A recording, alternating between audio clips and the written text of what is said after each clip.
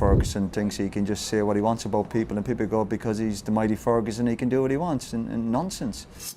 For one reason or another, he decided to go and criticise his teammates. For Roy, he overstepped his mark. Absolutely overstepped his mark.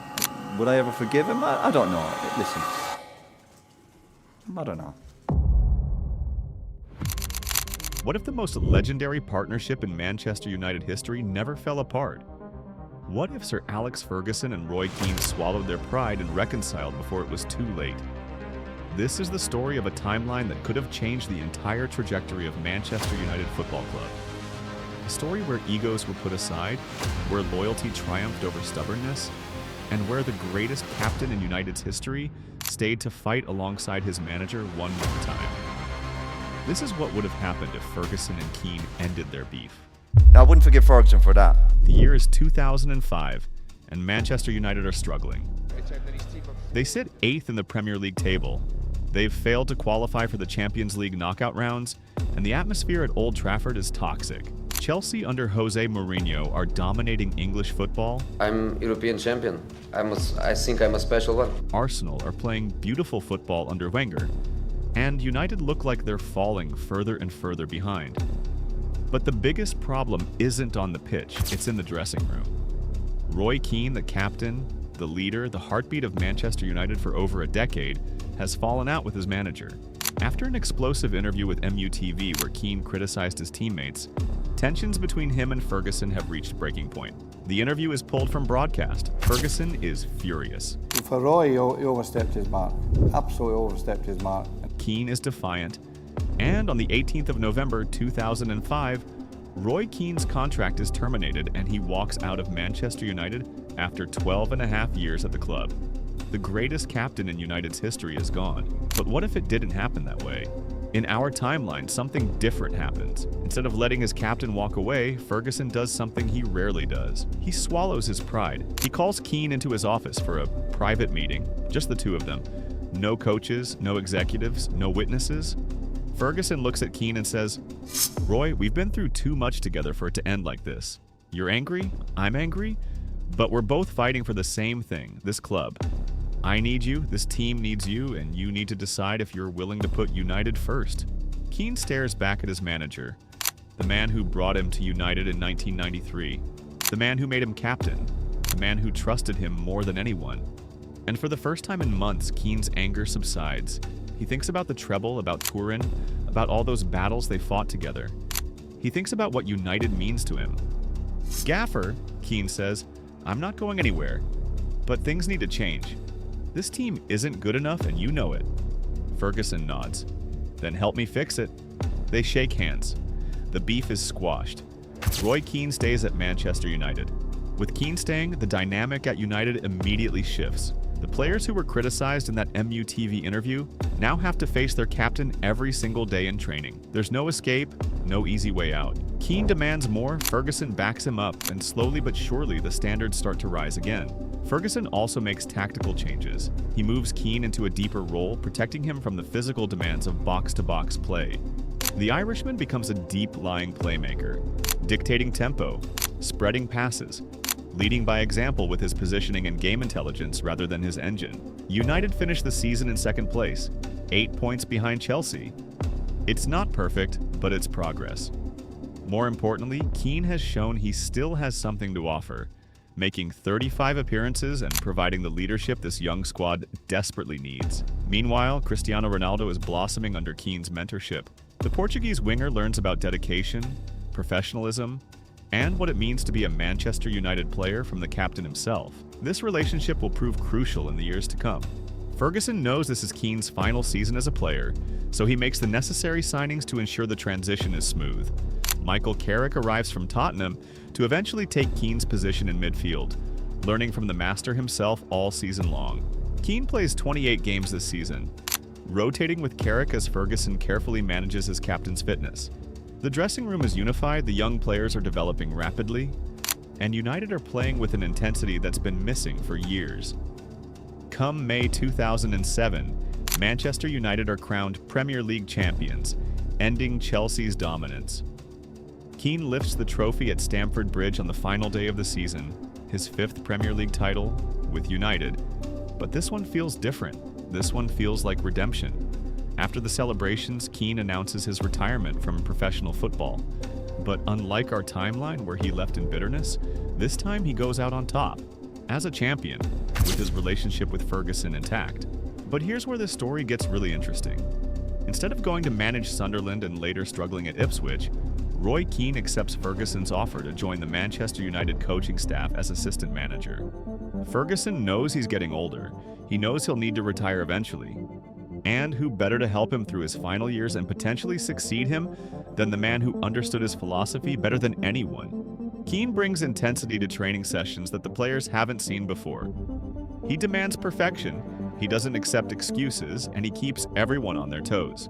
Ferguson provides the tactical genius and man management, while Keane provides the drive and standards. The 2007-08 season sees this new partnership flourish. United win the Premier League and the Champions League double, defeating Chelsea in Moscow. Keane is on the touchline celebrating with Ferguson, both men having achieved what they set out to do together one more time. The following season, Keane's coaching becomes crucial in handling the Cristiano Ronaldo situation. Real Madrid are circling, Ronaldo wants to leave, and United need to convince him to stay one more year. Keane sits down with Ronaldo and delivers a message only he could. Cristiano, you can leave and win trophies at Madrid, or you can stay here and cement yourself as the greatest player this club has ever seen. What do you want your legacy to be? Ronaldo stays, helps United win another Premier League title, and although they lose the Champions League final to Barcelona, the relationship between player and club remains strong. When Ronaldo does eventually leave in 2009, he does so with United's blessing and without the drama that plagued other departures. As Ferguson enters his final years, Keane is being groomed as his successor. He's learning every aspect of management from the master, understanding tactics, transfers, media relations, and most importantly, how to maintain the winning mentality at a club like Manchester United. The 2010-11 season sees United win their 19th league title, officially knocking Liverpool off their perch. Ferguson and Keane embrace on the touchline, both knowing this was the goal they set out to achieve back in 1993. The 2011-12 season ends in heartbreak as Aguero's last-minute goal hands City the title, but Ferguson and Keane immediately start planning for redemption. They sign Robin van Persie and storm to the 2012-2013 Premier League title, United's 20th. On May 8, 2013, Sir Alex Ferguson announces his retirement. But unlike our timeline where he left United in disarray with David Moyes taking over, Ferguson has a clear succession plan. Roy Keane will become the next Manchester United manager. The appointment makes perfect sense. Keane knows the club inside out. He's been learning from Ferguson for 6 years. He commands respect from the players, and most importantly, he understands what Manchester United is about. Ferguson's final match is the same as our timeline, a 5-5 thriller against West Brom. But this time, as he walks off the Old Trafford pitch for the final time, Roy Keane walks alongside him. The student and the teacher together until the very end. Roy Keane's first season as United manager is about transition. He keeps the core of Ferguson's staff, brings in a few of his own ideas, and most importantly, maintains the standards that made United great. He doesn't tolerate mediocrity. Players who don't meet his standards are moved on quickly. He demands the same intensity in training that he showed as a player, and slowly but surely he starts building his own team while maintaining United's DNA. Unlike David Moyes, who struggled with the pressure, Keane thrives on it. He's Roy Keane. He's been dealing with pressure his entire career. Managing Manchester United is just another challenge to conquer. Does he win the Premier League in his first season? Maybe not, but he keeps United competitive, he keeps them in the Champions League, and most importantly, he keeps the club moving forward rather than backwards. So what really changed in this timeline? Everything. Manchester United kept their greatest captain for 2 more years, winning another Premier League title in the process. Ferguson got the assistant manager he always needed, someone who could challenge him and push the team to maintain standards. Ronaldo's final years at United were handled with class rather than controversy. Most importantly, Ferguson's succession was planned properly. Instead of handing the reins to David Moyes, who was completely out of his depth, United appointed someone who understood the club, who commanded respect, and who was ready for the challenge. The post-Ferguson years might still have been difficult, they always were going to be. But with Keane in charge, United would have maintained their identity, their standards, and their competitive edge. But in reality, pride got in the way. two stubborn men couldn't find common ground. Keane left United in bitterness. Ferguson lost his greatest captain, and the succession planning was non-existent. Ferguson retired and handed the job to Moyes. United finished 7th. The dynasty crumbled. It took years to recover, and even now, United are still searching for that winning mentality that Ferguson and Keane embodied. If Ferguson and Keane had ended their beef, Manchester United's history would be completely different. The club would have transitioned smoothly from one era to the next. The standards would have been maintained. The winning mentality would have continued. Instead, we got a decade of chaos, of failed managers, of wasted money, of a club desperately trying to recapture something they lost when their greatest partnership fell apart. Sir Alex Ferguson and Roy Keane, manager and captain, master and student, two men who achieved everything together but let pride tear them apart. In another timeline, they would have put United first. They would have swallowed their egos, reconciled their differences, and built one final legacy together. The greatest manager in football history passing the torch to his greatest captain. But that's not what happened.